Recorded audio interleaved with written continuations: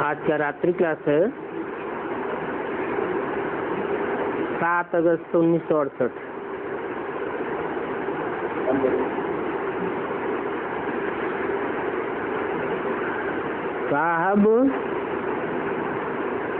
साहबजादों को रोज रोज क्या समझाते रहते हैं? अभी साहबजादे ये तो समझ गए हैं कि ये पुरानी दुनिया नहीं रहेगी,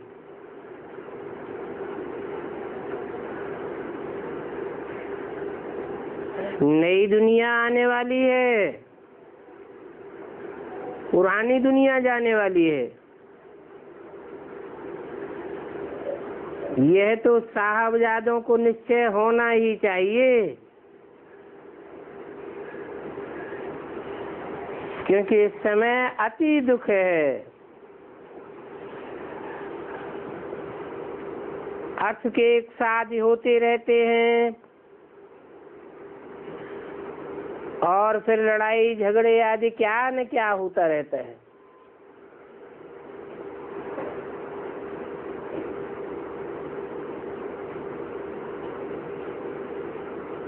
और अनाज कितना महंगा हुआ जाता है, सोना चांदी भी कितना महंगा। अभी इन दुखों से दूर कौन करेगा?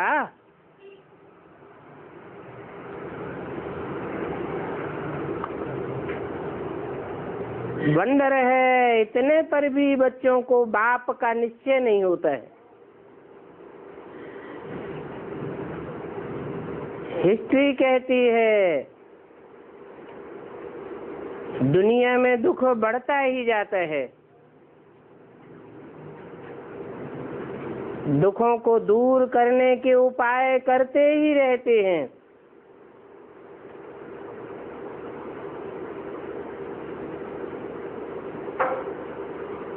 ढाई हजार वर्ष में कितने बड़े बड़े महात्माएं, धर्म पिताएं इस दुनिया में आए, परंतु उनके आने के बावजूद भी दुनिया में दुख बढ़ता रहा।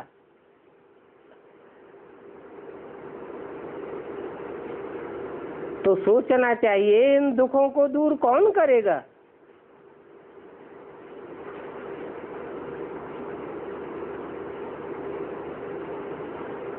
वंडर है, इतने पर भी बाप का निश्चय नहीं होता। तब ही कहा जाता है निश्चय बुद्धि विजयते।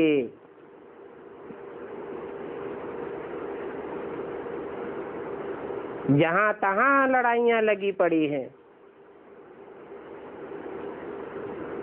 इन लड़ाइयों का, झगड़ों का आखिरी फैसला कौन करेगा?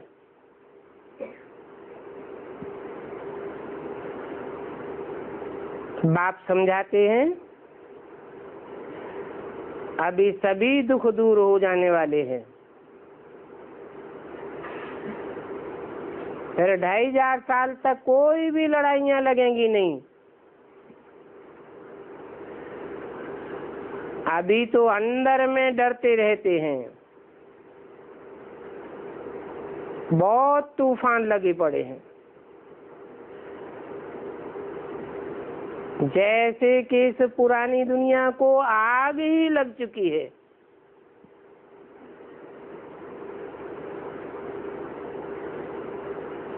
तूफान रोज आए तो बम्भोर को आग लग जाए। अभी तुम बच्चे तो जानते हो कि हमें तो बाप को याद करना है, दैवी गुण धारण करने हैं, क्योंकि याद की यात्रा को समझेंगे तो घर गृहस्थ में भी रह सकेंगे।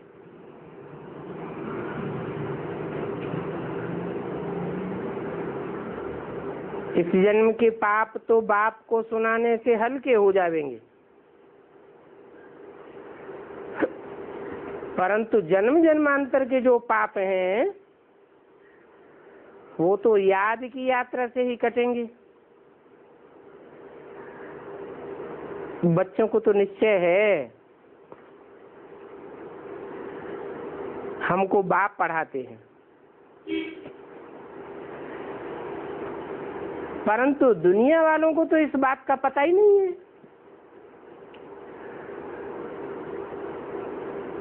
कोर्टों में कोई ही निकल आए और ये कहें यहाँ तुम लोग भाषण करो,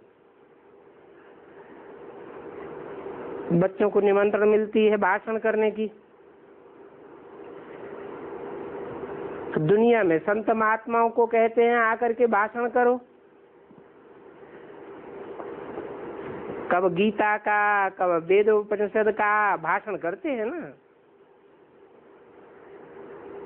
उनको तो पता ही नहीं है ये भगवान वाक्य है। गीता उपनिषद वेद आदि का भाषण बल करते हैं, परंतु वो कोई भगवान वाक्य नहीं है।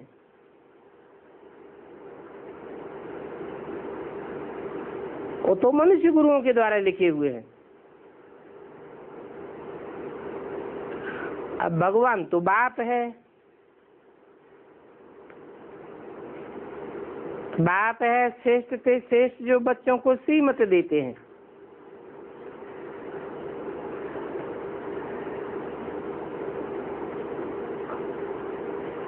खुद ही आकर के अपनी पहचान देते हैं और सृष्टि के आदि मध्य अंत का ज्ञान देते हैं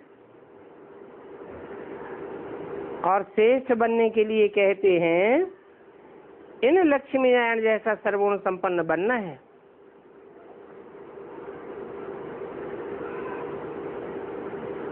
और कोई लक्ष्य नहीं देते हैं।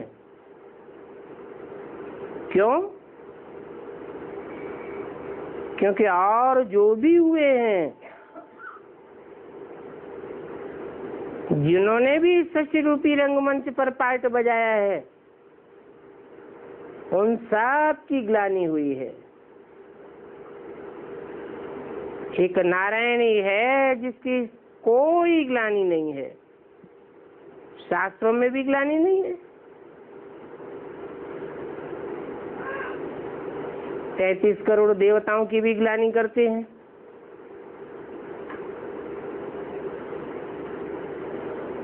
राक्षसों की तो ग्लानि होती ही है, मनुष्यों की भी ग्लानि होती है, परंतु नर से जो नारायण बने उनकी कोई ग्लानि नहीं सुनी होगी। तो बाप कहते हैं अभी पोता मेल निकालो, हम ऐसे शाहजादे बन सकते हैं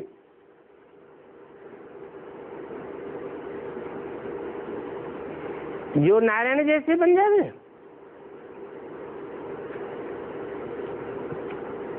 गाते तो हैं यथा राजा तथा प्रजा, बनती तो प्रजा भी है,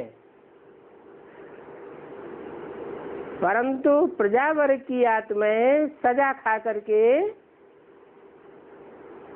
नारायण समान बनती है और नारायण कोई सजा नहीं खाते। और ये तो पास विदानर हैं,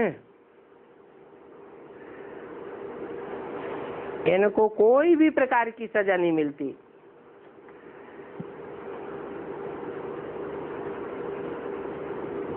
धारणाओं के लिए भी बाप कहते हैं ऐसे भी नहीं कहते कि चाय पीनी ही नहीं है। कोई को गैस की बीमारी है, कोई को बहुत सुस्ती हो जाती है, बहुत कमजोरी आती है,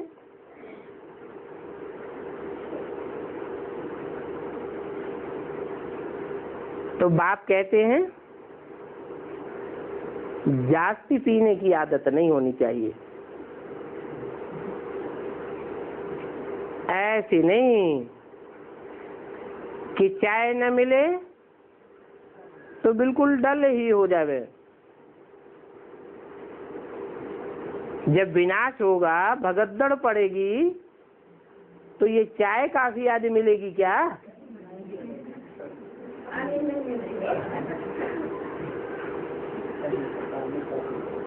वहाँ नई दुनिया में तो चाय आदि होती ही नहीं है।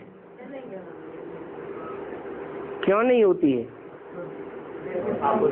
क्योंकि वहाँ तो कोई को सरदर्द होगा ही नहीं, सुस्ती आवेगी नहीं।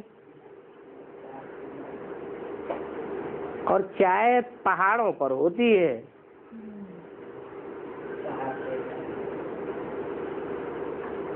और वहाँ नई दुनिया में तो पहाड़ों की भी दरकार है ही नहीं, जो वहाँ जाना पड़े।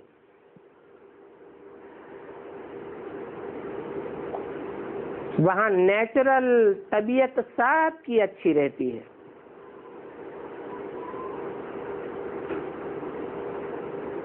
आगे ठंडी पड़ती थी तो सिर्फ लाल चाय पीते थे। अब तुम जानते हो वहाँ नई दुनिया में तो दूध की नदियां बहेंगी, घी मक्खन भी आता होगा। वहाँ की गैया बड़ी अच्छी होती हैं। बाबा श्रीनाथ द्वार से गैयों के चित्र ले आए थे। कैसी कैसी फर्स्ट क्लास से गैया होती हैं बैकुंठ में। परंतु ये बैकुंठ है कहाँ की यादगार? बैकुंठ का जो गायन है, क्रिश्चियंस में पैराडाइज का गायन है, मुसलमानों में जन्नत का गायन है, ये कहाँ की यादगार है? सत्युग त्रेता की तो कोई हिस्ट्री मिलती नहीं है। ये संगम युग की बातें हैं। बाप कोई जानवर गऊओं की बातें नहीं करते हैं। गाय उनको कहा जाता है जिनका स्वभाव बहुत सीधा साधा होता है। भारत की कन्याएं माताएं और विदेश की कन्याएं माताएं, क्या फर्क है? भारत की कन्या को गऊ कहते हैं। जीवन भर जिस खूंटे से बांध दी जाती है वहीं बंद करके रहती है। ऐसे सीधे स्वभाव को गऊ कहा जाता है। उन्होंने फिर जानवर गऊओं को बैठ कृष्ण के साथ दिखाया है। वास्तव में उन जानवर गऊओं की सुरक्षा की बात नहीं है। ये तो कलयुग के अंत में आकर के कन्याएं ही सबसे जास्ती गरीब हो जाती है। माताएं भी गऊएं हैं, परंतु माताओं के पास तो फिर भी कुछ न कुछ रहता है। सबसे गरीब हैं कन्याएं। कहते हैं कृष्ण गैया चराते थे। अब कृष्ण का नाम तो बड़ा ही जबरदस्त है। वास्तव में बाप बच्चों को पॉइंट बड़ी अच्छी समझाते रहते हैं। वो साधु सन्यासी तो उन जानवर गऊओं का गौ सुरक्षा आंदोलन करते रहते हैं, परंतु उन गऊओं की सुरक्षा से तो कुछ मिलने वाला है नहीं। वास्तव में दुनिया के सारे काम प्योरिटी से होते हैं। अगर प्योरिटी अक्षुण्ण बनी रहे तो भारत में घी दूध की नदियां बहती रहें, परंतु कलयुग के अंत में उल्टा हो जाता है।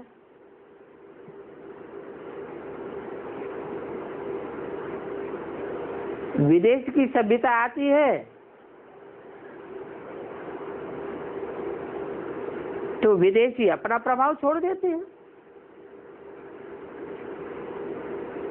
भारत की नदियों में भी स्नान करते हैं, विदेश की नदियों में स्नान करने क्यों नहीं जाते? वास्तव में उन पानी की नदियों की बात नहीं है, ये ज्ञान नदियों की बात है, चैतन्य कन्याओं माताओं की बात है, जिनको भारत माता कहा जाता है। इनके ज्ञान जल में स्नान करने से, शुद्ध वाइब्रेशन में स्नान करने से, शुद्ध दृष्टि में स्नान करने से आत्माएं पवित्र बनती हैं। विदेशी कन्या माताएं वो तो कितनी ही शादियां करती हैं, कितने डाइवोर्स देते हैं, जैसे प्योरिटी को कोई मान ही नहीं। अभी देखो भारत में विदेशी आते हैं तुम्हारे पास, तो कितने रिफ्रेश होकर के जाते हैं। उनको भी प्योरिटी का नशा चढ़ता है ना। ये बात तो अभी समझाते हैं कि अभी देरी बहुत है, परंतु तुमको पॉइंट्स ऐसी मिलती है जिन पॉइंट्स को लेकर के जाकर के दूसरों को बाप का परिचय देवे, बतावे कि हम सभी आत्माएं भाई भाई हैं, बाप आया हुआ है, आत्माओं का बाप मनुष्य सृष्टि के बाप में आया हुआ है। नहीं तो हर धर्म वाले उस मनुष्य सृष्टि के आदि पिता को क्यों मानते हैं? अंग्रेज लोग कहते हैं एडम, मुसलमान लोग कहते हैं आदम, जैनी लोग कहते हैं आदिनाथ, हिंदुओं में कहा जाता है आदिदेव, सिखों में कहते हैं आदि पुरुष।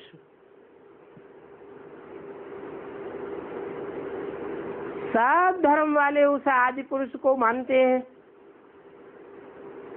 क्योंकि उस आदि में ही जन्म मरण के चक्र में न आने वाला सुप्रीम सोल बाप भगवान नई सृष्टि की स्थापना करता है। हम बच्चों को आकर के ज्ञान देते हैं कि तुम आत्मा हो, देह नहीं हो। वास्तव में तुम कोई अलग अलग धर्म के नहीं हो, तुम सबका एक ही धर्म है। सारी दुनिया एक दिन ब्रह्मा की औलाद बनेगी, सारी दुनिया ब्रह्मा की औलाद माने ब्रह्मा कुमार कुमारी है। आज नहीं तो कल बनना पड़े।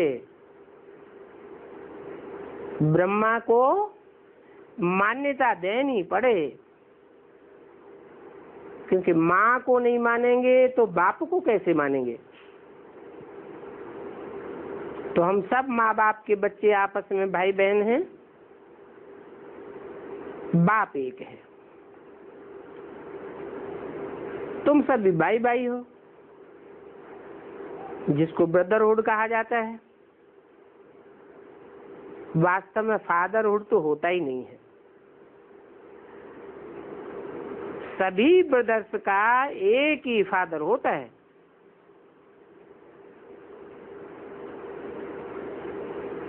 परंतु दुनिया की गतिमति न्यारी हो गई है, भगवान को सर्वव्यापी कह दिया है। सर्वव्यापी है माने सब में भगवान है। सब भगवान के रूप कैसे हो सकते हैं? बेहद का बाप है ही स्वर्ग की स्थापना करने वाला। सब कोई स्वर्ग स्थापन करते हैं क्या? अरे स्वर्ग तो वो ही स्थापन कर सकता है जो सदा स्वस्थिति में रहने वाला हो। स्वस्थिति में रहने से ही स्वर्ग की स्थापना हो सकती है। परचिंतन में रहने से, 5 तत्वों की याद करने से, 5 तत्वों के बने शरीरों को याद करने से, शरीर के संबंधियों को याद करने से, देह के पदार्थों को याद करने से नई दुनिया की स्थापना थोड़ी ही हो सकती है।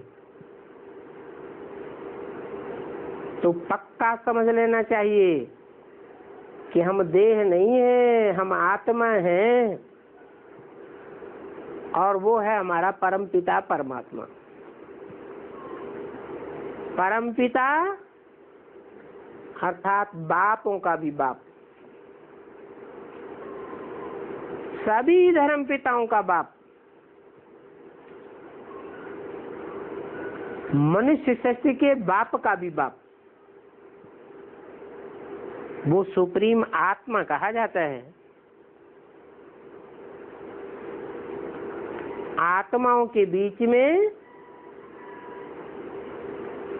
वो जो पार्ट आकर के बजाता है, उस पार्ट की सुप्रीमेसी है।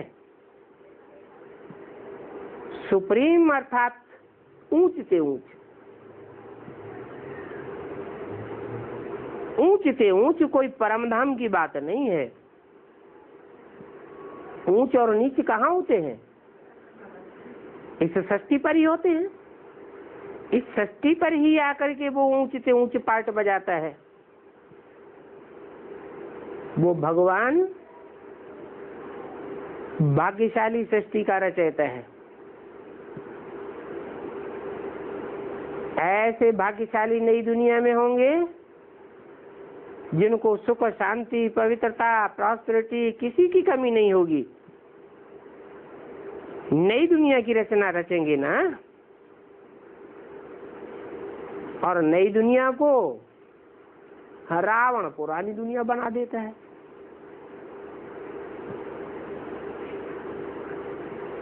राम की श्रीमत से नई दुनिया बनती है और रावण की मत से नई दुनिया भी पुरानी दुनिया बन जाती है। क्या कारण होता है?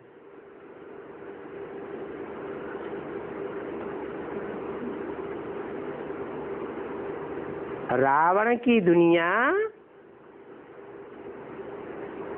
राम की नई दुनिया बन जाती है। कोई कारण तो होगा। हाँ, एक मत से नई दुनिया बनती है, और एक मत भी किसकी? एक्स वाई जेड किसी के भी। ऊंच से ऊंच एक बाप जो ऊंच से ऊंच पार्टधारी है, और वो आकर के सृष्टि में ऊंच से ऊंच बनाते हैं।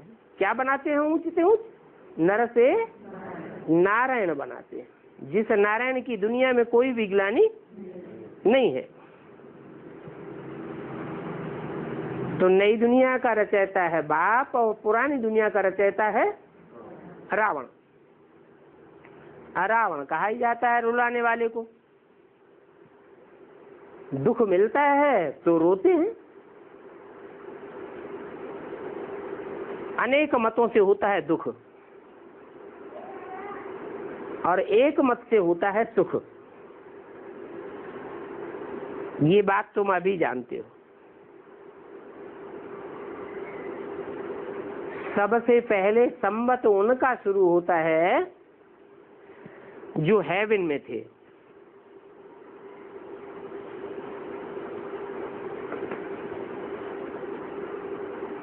कौन सा संबत शुरू होता है?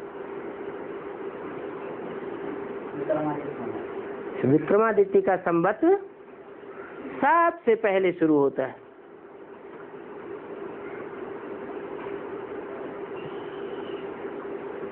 जो विकर्मों पर जीत पाने वाले थे, वो ही फिर द्वापर में आकर के विकर्मी बन पड़ते हैं। तब उनका संबत शुरू होता है। विकर्मी का मतलब क्या हुआ? वे माने विपरीत, कर्म माने कर्म, विपरीत कर्म। कैसे विपरीत कर्म? श्रीमत के विपरीत कर्म। द्वैतवादी युग द्वापर शुरू होता है और श्रीमत के विपरीत कर्म शुरू हो जाते हैं। क्यों? क्या कारण बनता है?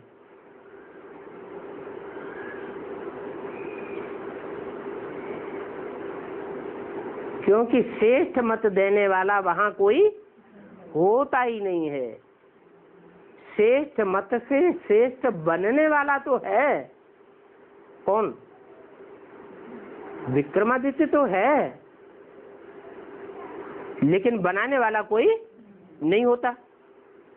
हाँ, नीचे गिराने वाले होते हैं।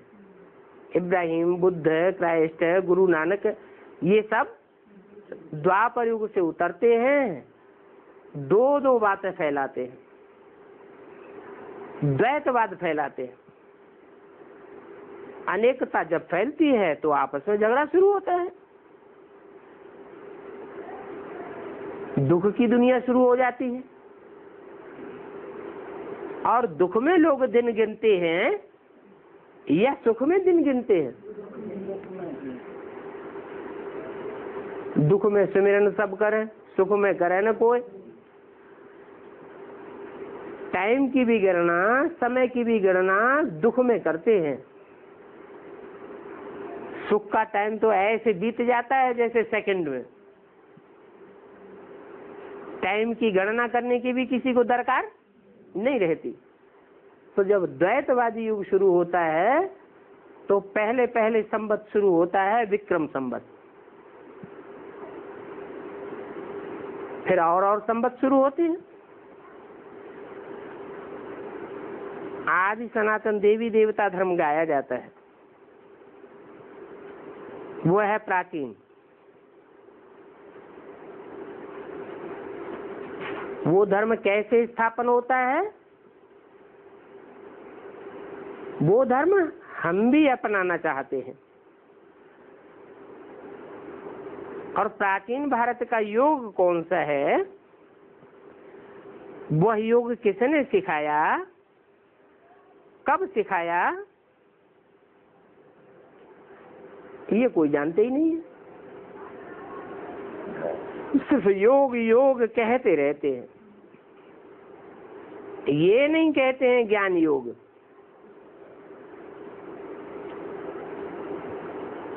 क्योंकि योग सिखाने का भी, योग सिखाने वाले का भी तो परिचय चाहिए ना। और जो सिखाने वाला है वो क्या सिखाता है, वो ज्ञान की भी तो नॉलेज होनी चाहिए। सिर्फ प्राचीन योग कहते रहते हैं। अब बात तो नॉलेजफुल है, तो ज्ञान देते ही रहते हैं, उनका ज्ञान कभी खूटता नहीं है। शास्त्रों का ज्ञान तो लिमिट में बंधा हुआ है, लेकिन ईश्वर का ज्ञान तो सागर मिसल है। कैसे? शास्त्र पढ़ने वाले,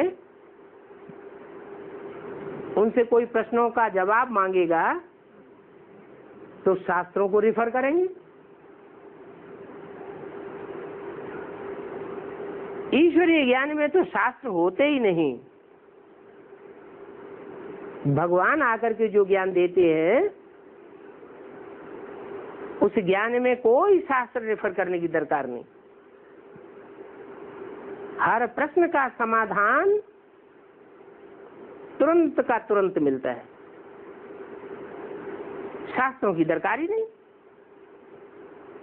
कोई भी पुस्तक हो, शास्त्र ही क्या, पुस्तक में हर प्रश्न का जवाब मिलेगा। दुनिया में कोई भी ऐसी पुस्तक है जो हर प्रश्न का जवाब दे? नहीं। लेकिन ईश्वरीय ज्ञान ऐसा है जिसमें हर प्रश्न का जवाब मिलता है। सृष्टि के आदि मध्य अंत के संबंध में जो भी प्रश्न हो, रचयिता और रचना के बारे में जो भी प्रश्न हो, उन प्रश्नों का जवाब कोई भी शास्त्र कंसल्ट किए बगैर ईश्वरीय ज्ञान से मिल सकता है।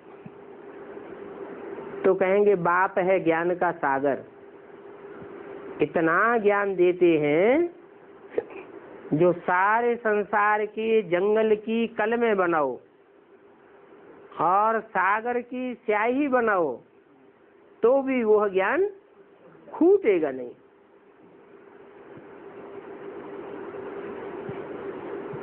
योग से पवित्रता और ज्ञान से सुख होता है। क्या योग किस लिए लगाएं हैं? और किससे योग लगाएं?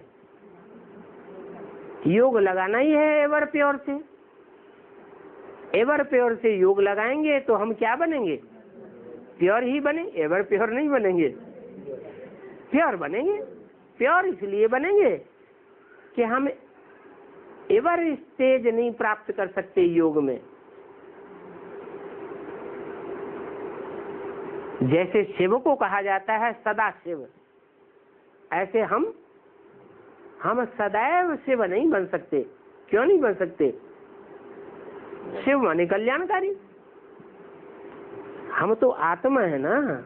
आत्मा तो जन्म मरण के चक्र में आती है, जन्म मरण के चक्र में आने से सुख दुख भोगती है, सुख दुख भोगने से आत्मा की बैटरी डिस्चार्ज होती है, और ज्यों ज्यों आत्मा की बैटरी डिस्चार्ज होती जाती है त्यों त्यों आत्मा पावरलेस होती जाती है।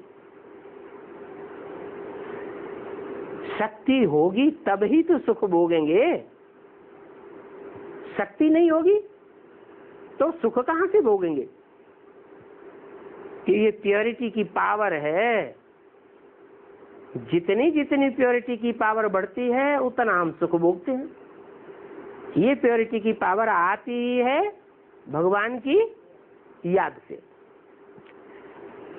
तुम बच्चे भी समझते होंगे कि ज्ञान बहुत सहज है।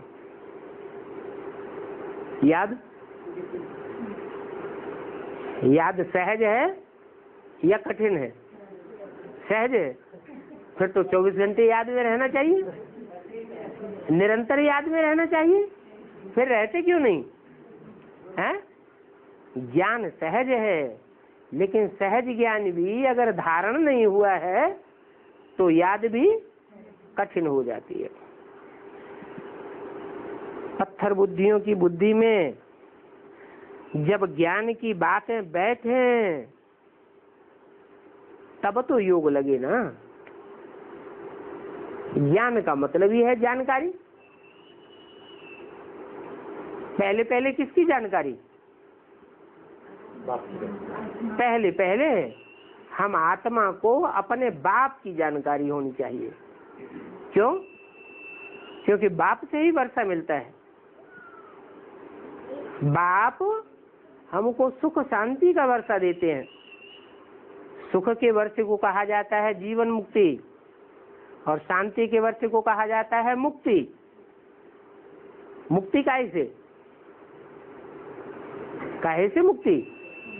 दुखों से मुक्ति, अशांति से मुक्ति। ऐसे नहीं कि जन्म जरा मरण से मुक्ति। क्या? आत्माओं को तो जन्म जरा और मरण में आना ही पड़ता है। एक भगवान है, वो कभी बूढ़ा, जरा माने बूढ़ा नहीं होता, और उसकी कभी मृत्यु भी नहीं होती। जन्म तो लेता है, लेकिन कैसा जन्म लेता है? दिव्य जन्म लेता है। ऐसा जन्म लेता है जिस जन्म में कोई भी प्रकार का दुख नहीं होता है, न माता को दुख होता है, न समाज को दुख होता है। हाँ, ये कहते हैं कि भगवान की प्रत्यक्षता भी एक बड़ी भारी मुसीबत है, लेकिन मुसीबत किसके लिए है? जिन्होंने पहचाना है उनके लिए मुसीबत है, या जिन्होंने नहीं पहचाना है उनके लिए मुसीबत है? जिन्होंने नहीं पहचाना है उनके लिए मुसीबत है। कल्प कल्प जो हुआ वो ही होगा, राजाई स्थापन हो ही जाएगी। राजाई की स्थापना के बारे में कोई फिक्र की बात नहीं है। तुम बच्चों को तो बड़ा डोल रहना चाहिए, तूफानों से हिलना नहीं चाहिए। परंतु कौन अडोल रहेगा? कौन तूफानों से नहीं हिलेगा? है? हाँ, निश्चय बुद्धि विजयते। निश्चय बुद्धि का मतलब क्या? किस बात पर निश्चय बुद्धि? बाप के पार्ट पर निश्चय बुद्धि, बाप के स्वरूप पर निश्चय बुद्धि, बाप के कर्तव्य पर निश्चय बुद्धि, बाप के कार्यकाल पर भी निश्चय बुद्धि। बाप क्या है, कैसे पार्ट बजाता है, मैं जो हूँ, जैसा हूँ, जिस रूप में पार्ट बजाता हूँ, उसे जानने वाले कोई बिरले बच्चे हैं। जो जानते हैं वो तूफानों से हिलते भी नहीं है। तो जो हिलते हैं, डुलते हैं, बुद्धि जिनकी भटकती है, उसका कारण क्या हुआ? उसका कारण हुआ कि बाप को पहचाना नहीं। भक्ति मार्ग में क्या करते रहे? 63 जन्म भटकते रहे, बुद्धि को ठिकाना मिला ही नहीं, क्योंकि बाप का असली परिचय कोई ने दिया ही नहीं। कहने वाले तो बहुत मिले, शिवो अहम ब्रह्मास्मि, हम ही भगवान हैं। परंतु वास्तव में भगवान के कर्म क्या होते हैं वो कोई को दिखाई नहीं पड़ते। भगवान का राज्य कैसा होता है, भगवान कैसे शासन करता है, ये भक्ति मार्ग में कोई नहीं जानते। अभी हम बच्चे जानते हैं भगवान ऐसा शासन करता है जिस श्रेष्ठ शासन के कारण ही उसको ईश्वर कहा जाता है। क्या कहते हैं? ईश माने शासन करने वाला, कैसा? वर माने श्रेष्ठ से श्रेष्ठ शासन करने वाला। इस बात को हम जानते हैं कि कैसे 70 साल हो चुके पढ़ाई पढ़ते पढ़ते। बाप रोज चिल्ला चिल्ला के कहते रहते हैं, पढ़ाई पढ़ाते रहते हैं, बच्चे ऐसे करो, ऐसे नहीं करो, फिर भी बच्चे हैं भूल ही नहीं जाते। जानबूझ करके भी फिर उल्टा कर्म करते हैं। जानते हैं ये दुष्कर्म है, नहीं करना चाहिए, श्रीमत के बरखिलाफ है, अंजाम भी करते हैं, फिर भी उल्टा काम करते हैं। तो बाप क्या लाठी बजाता है? किसी की पिटाई की, किसी के लिए धर्मराज बना। और वो राजाएं क्या करते हैं? वो राजाएं 1-2 बार कोई को डायरेक्शन दें और कोई बात ना माने तो क्या करते हैं? देश निकाला दे देंगे, धुनाई पिटाई करवा देंगे, जान से मरवा देंगे। तो देखो ईश्वर के शासन में और मनुष्यों के शासन में कितना जमीन आसमान का फर्क है।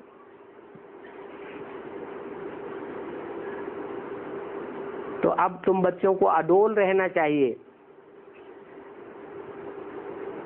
क्योंकि तुमको बुद्धि का ठिकाना मिल चुका है। देखना है हमारे में क्या क्या अवगुण है। अशांति नाम कब किसी का नहीं होगा? किसी का नाम सुना? अशांति, शांति देवी नाम रखेंगे, शांति देवा रखेंगे, अशांति नाम किसी का नहीं रखते, जबकि सब अशांति फैलाने वाले हैं, तो भी अशांति कोई का नाम नहीं रखेंगे। हाँ, शांति नाम सुना है, अशांति नाम कब कोई ने नहीं सुना होगा। तो ये भी बैठ ख्याल करो,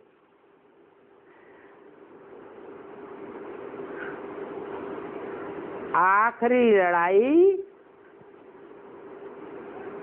कितने वर्ष तक नहीं लगेगी? लगेगी या नहीं लगेगी?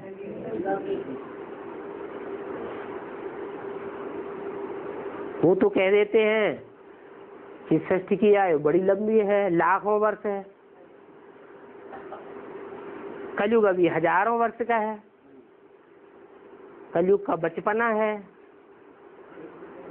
अभी सिर्फ कलयुग के 5000 वर्ष पास हुए, और तुम कहते हो अब कलयुग खलास हुआ कि हुआ।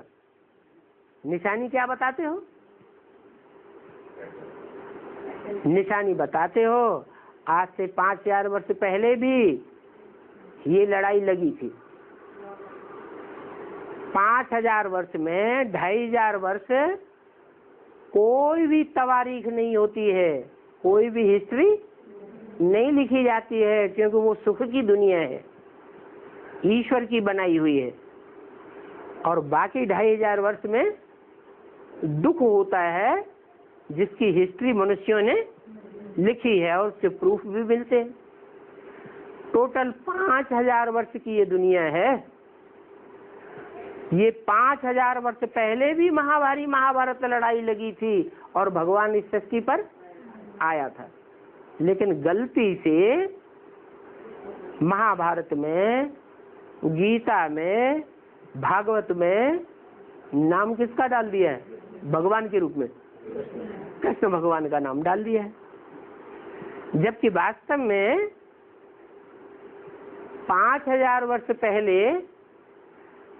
कृष्ण भगवान नहीं था, कृष्ण तो पढ़ने वाला था। उन्होंने कृष्ण को द्वापर में डाल दिया है। तो सोचना चाहिए कि भगवान द्वापर के अंत में आकर के क्या पापी कलयुग की स्थापना करेगा? भगवान ऐसा काम कर सकता है? भगवान आएगा तो दुनिया को ऊंचा उठाएगा या नीचे गिरा के जाएगा? उन शास्त्रकारों ने लिख दिया भगवान कृष्ण के रूप में आया और कलयुग के अंत में आकर के पापी कलयुग की स्थापना करके चला गया। ये क्या बात हुई? ऐसे तो होता नहीं, और वास्तव में कृष्ण भगवान है भी नहीं। कृष्ण का रूप तो बच्चे का ही ज्यादा पूजा जाता है, और राम का रूप बच्चे का नहीं पूजा जाता, बड़े रूप में पूजा जाता है। तो क्या अंतर है? राम है बाप और कृष्ण है बच्चा। ये दो आत्माएं हैं षष्ठी रूपी रंगमंच पर, जो सारी षष्ठी रूपी रंगमंच पर हीरो हीरोइन का पार्ट बजाती है। राम वाली आत्मा हीरो का पार्ट बजाती है, राम बाप का पार्ट बजाती है, और कृष्ण वाली आत्मा हीरोइन का पार्ट बजाती है, ब्रह्मा का पार्ट बजाती है। एक माँ का पार्ट और एक बाप का पार्ट। वास्तव में माँ और बाप के रूप में पार्ट बजाने वाली ये आत्माएं भी नहीं है। उनके अंदर भी वो जन्म मरण के चक्र में ना आने वाला सुप्रीम सोल बाप शिव प्रवेश करके पार्ट बजाता है। अगर ब्रह्मा ने ही सृष्टि की बड़े से बड़ी माँ का पार्ट बजाया होता तो पहले के 63 जन्म में क्यों नहीं बजाया? पहले भी तो बजा सकता था ऐसी सहन शक्ति का पार्ट, लेकिन नहीं बजाया। क्यों? क्योंकि आत्माएं तो नीचे गिरती रहती हैं। एक सुप्रीम सोल बाप ही है जो ऊंच से ऊंच माता पिता का पार्ट इस सृष्टि पर आकर के प्रैक्टिकल में बजा कर जाता है, जो गायन करते हैं तुमेव माता च पिता त्वमेव।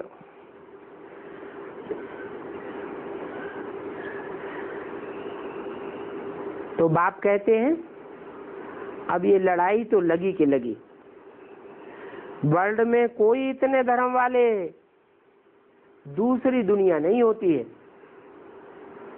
ये एक ही दुनिया है जहां जीव जंतु होते हैं। क्या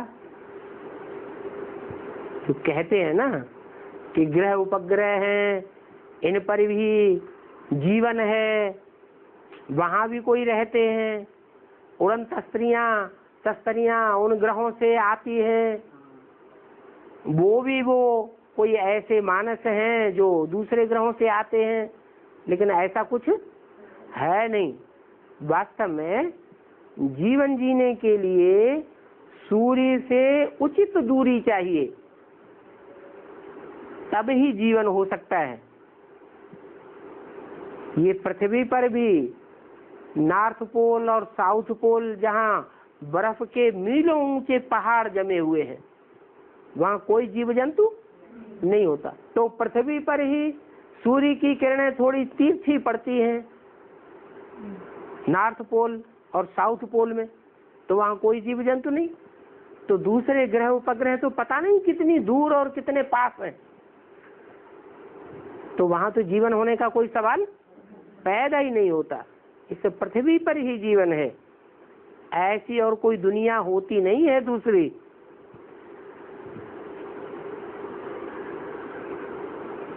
तो ख्याल करो, इतने धर्म वाली दुनिया कोई दूसरी हो सकती है क्या? बाबा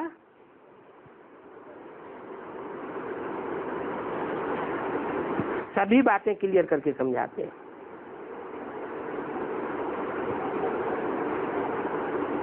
ऐसी दुनिया आकर स्थापन करता हूं जहां कम से कम 3500 वर्ष लड़ाई और दुख होता ही नहीं। ये क्या बात, 3500 वर्ष क्यों बोल दिया? हाँ, रावण राज्य शुरू होता है द्वापर युग से, तो रावण राज्य भी पहले सतो प्रधान होगा या तमो प्रधान? शुरू से ही होगा, पहले सतो प्रधान होता है। तो सतो प्रधान में सुख ही होगा या दुख होगा? सुख होता है। इसलिए 2500 वर्ष नहीं, बल्कि उसमें 1000 वर्ष और ऐड करें द्वापर युग का। पहला आक्रमण भारतवर्ष पर विदेशी शासक मोहम्मद बिन कासिम का हुआ है, आज से 1200 वर्ष पहले। तब लड़ाई झगड़े मारा मारी की दुनिया शुरू होती है, उससे पहले कोई लड़ाई झगड़े मारा मारी इतनी होती नहीं थी। तो नई दुनिया के लिए चलन बहुत अच्छी चाहिए। जो बाबा के बच्चे होंगे वो आसुरी गुण वाले तो हो नहीं सकते। अच्छा, जो अभी तक भी ज्ञान ले रहे हैं, ज्ञान में चलते भी हैं, ब्राह्मण परिवार में ब्राह्मणों के साथ बैठते हैं, उठते हैं, खाते हैं, पीते हैं, और आसुरी गुण उन्हें देखने में आते हैं, तो भगवान के बच्चे नहीं है, बाबा के बच्चे नहीं है, है? चलो भला आज बाबा के बच्चे हैं, कल ऐसा सभा का पड़ेगा, हाँ हो जाएंगे, देखने में भी नहीं आवेंगे। अच्छा, बच्चों को गुड नाइट।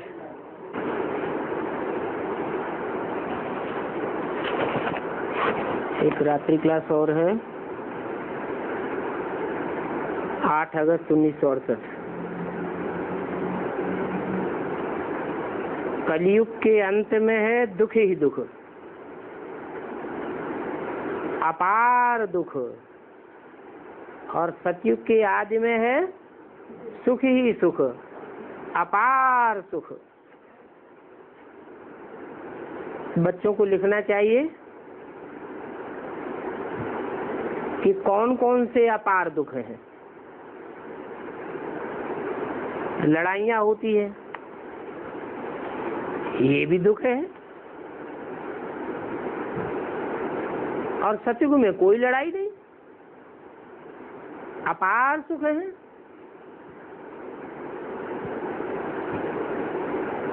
अगर ये बात बुद्धि में पड़ी रहे तो विचार करो कि सतयुग सुखधाम में अपार सुख है। तुम बच्चे कोई को भी समझ करके समझा सकते हो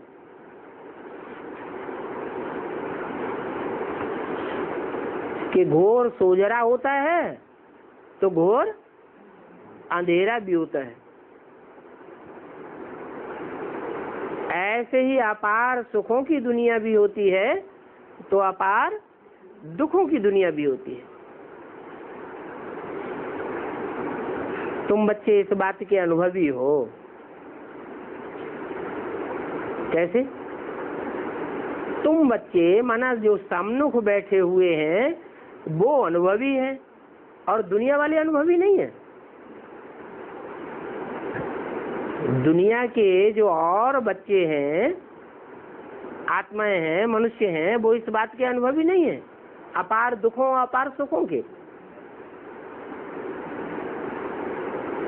नहीं, और धर्म वाले तो आते ही बाद में हैं, तो बाद में आने के कारण उनको अपार सुखों का तो पता होता ही नहीं है। तुमको अपार सुखों का भी पता है तो अपार दुखों का भी पता है।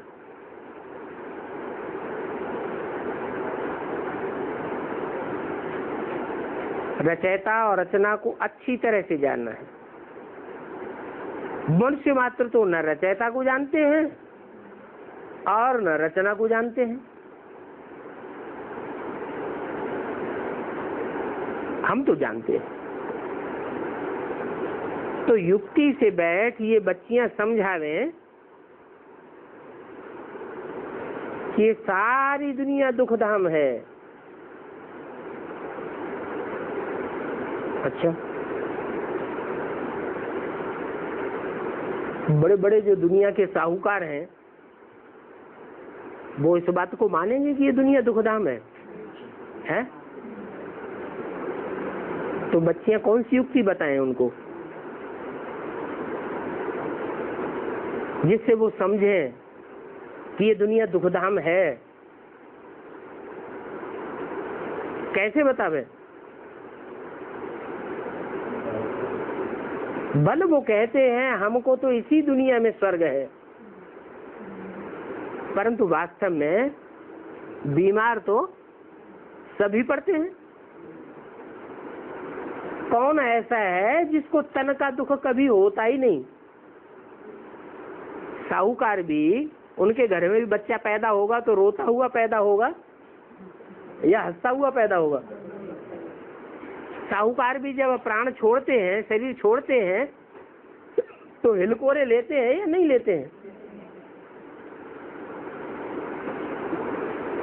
तो ऐसी ऐसी बातें उनको बैठ समझाओ कि इस दुनिया में अपार दुख भी है तो अपार सुख भी है। तुम कहते हो कि ये दुनिया ही स्वर्ग है, हमको एरोप्लेन है, हमको मोटर कार है, हमको महल माड़ियां अटारियां हैं, तो तुमको तो है और अभी है। क्या सबको है?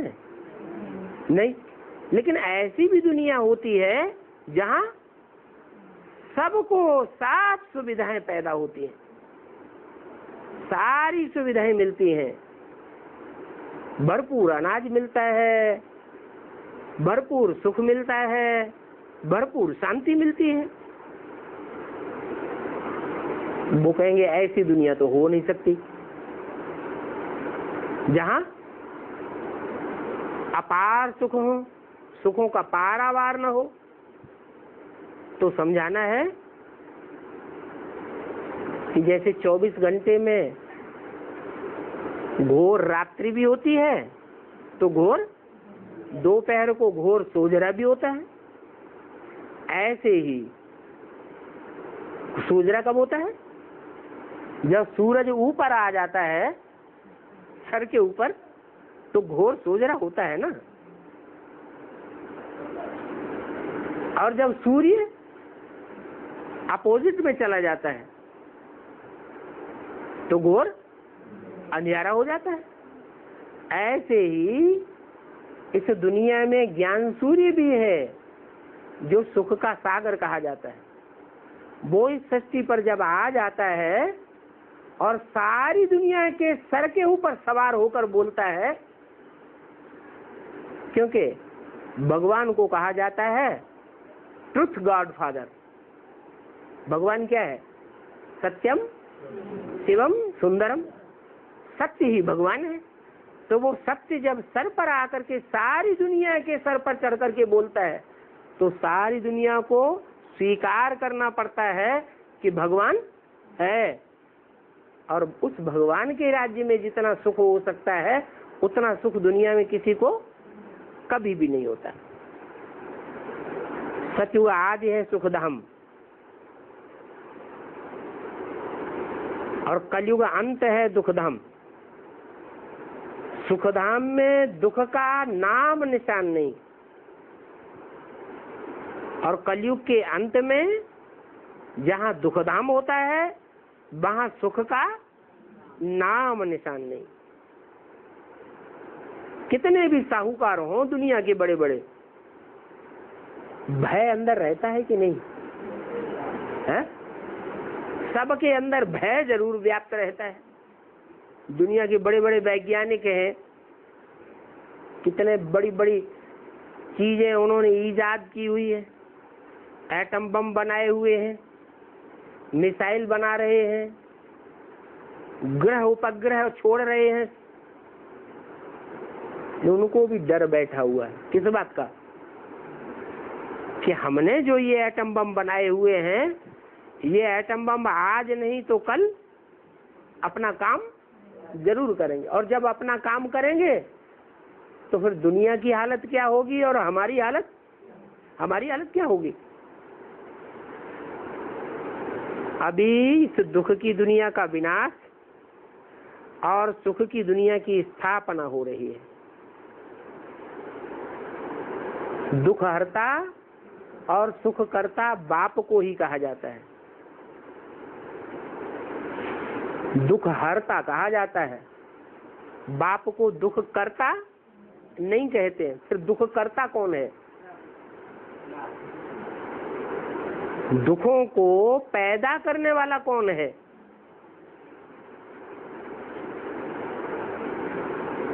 मनुष्य दुख करता है और भगवान बाप दुख हरता है। मनुष्य दुख करता है तो दुख पैदा करते करते ये दुनिया रौरव नरक बन जाती है। नाम क्या है? नरक। नरक नाम क्यों पड़ा? करा किसने? नर ने किया। नर करता है तो नरक नाम पड़ता है।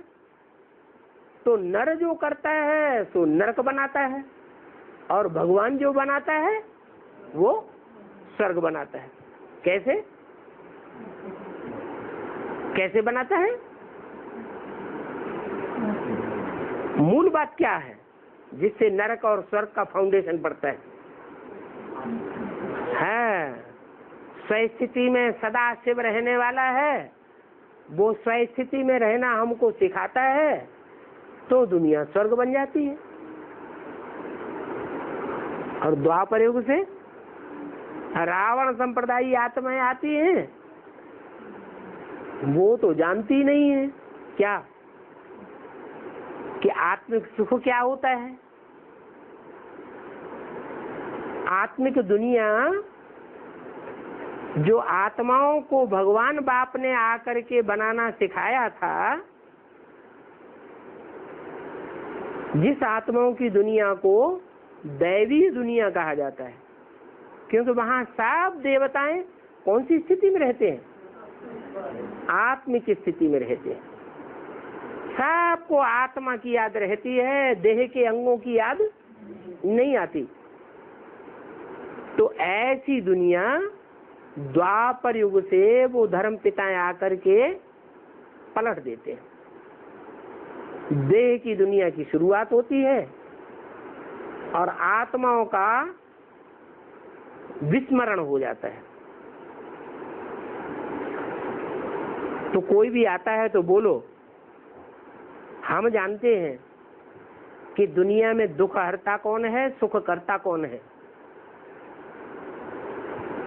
और दुख करता कौन है और सुख हरता कौन है। ये तो दुनिया में सब कहते हैं कि सुख करता दुख हरता भगवान है, लेकिन ये कोई कहता है कि दुख करता कौन है और सुख हरता कौन है? कोई जानता है?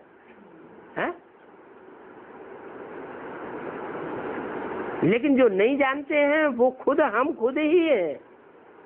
हम ही दुख करने वाले हैं और हम ही सुख हरण करने वाले हैं। अपना भी सुख हरण करते हैं और दूसरों का भी सुख हरण करते हैं। कैसे? अभी भी ऐसे ही हो रहा है।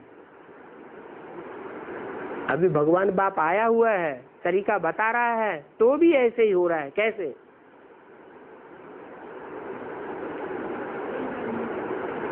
अभी भी हम दुख करता बनते हैं।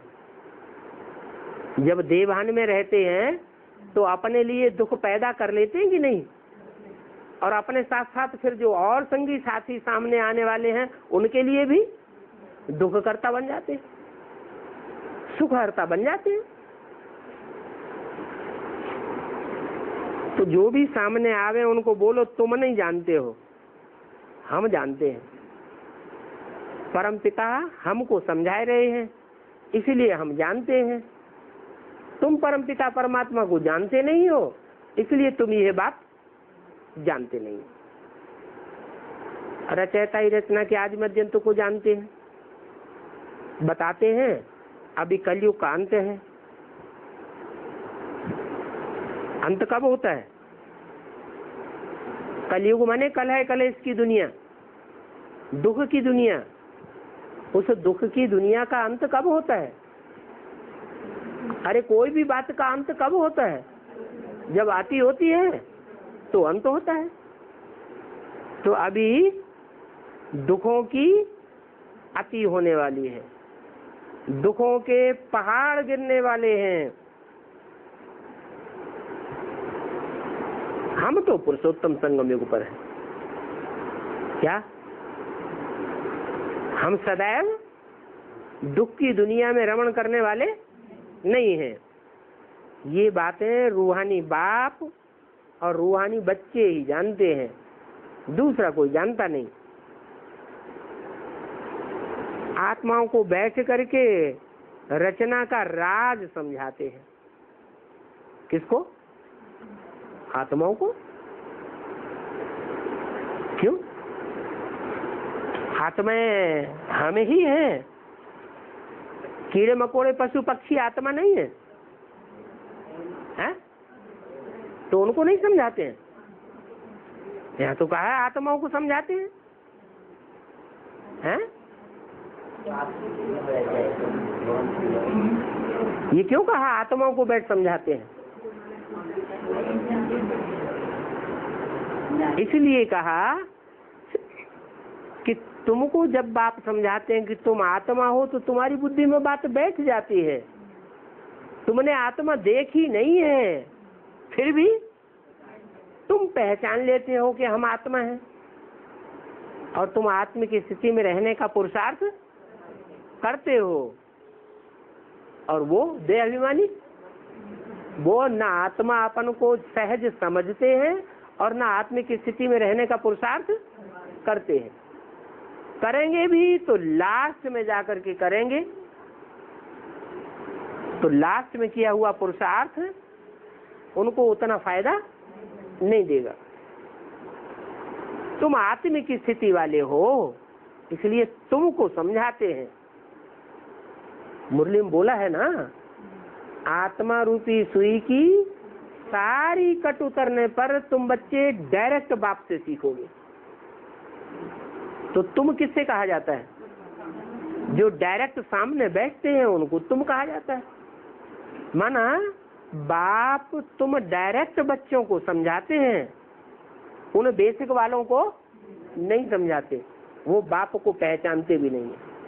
माँ को पहचानते हैं, बाप को पहचानते हैं। और माँ को तो पहचानते हैं लेकिन बाप को नहीं पहचानते। क्यों नहीं पहचानते? क्योंकि उन्होंने प्रैक्टिस करके आत्मा रूपी सुई की पूरी कट अभी तक भी उतारी ही नहीं है। उन्हें इस बात पर विश्वास ही पैदा नहीं हुआ है कि हम ज्योति बिंदु आत्मा हैं। कहते हैं हम हैं आत्मा, तुम हो आत्मा, आपस में भाई भाई। फिर शंकर पार्टी का कोई पहुंच जाएगा तो फिर कहाँ गया आत्मा आत्मा भाई भाई?